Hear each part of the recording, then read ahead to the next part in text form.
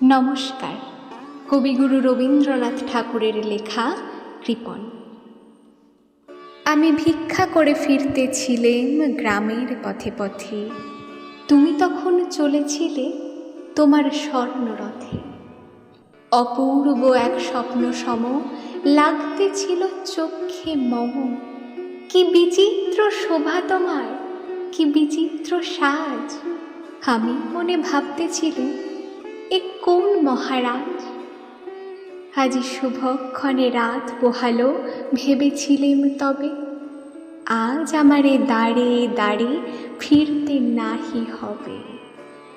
বাহির হতে নাহি হতে কাহার দেখা পেলেম পথে, চলিতে রথ ধন ধান্য ছড়াবে দুই ধারে। মুঠা মুঠা কুড়িয়ে নেব, নেব ভারে ভারে।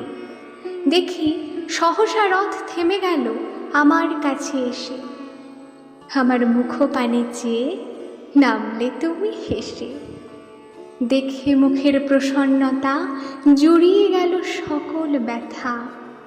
হেনকালে কিসের লাগে তুমি অকস্মাৎ, আমায় কিছু দাও গো বলে বাড়িয়ে দিলে হাত।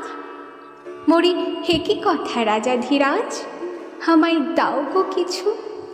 শুনে ক্ষণকালের তরে রইনু মাথা নিচু। তোমার কি বা অভাব আছে ভিখারি ভিক্ষুকের কাছে, হে কেবল কৌতুকের বশে আমায় প্রবঞ্চনা। ঝুলি হতে দিলেম তুলে একটি ছোট কণা। যবে পাত্রখানি ঘরে এনে উজাড় করি, একি ভিক্ষা মাঝে একটি ছোট সোনার কণা দেখি। দিলেম যা রাজ ভিখারিরে স্বর্ণ হয়ে এলো ফিরে।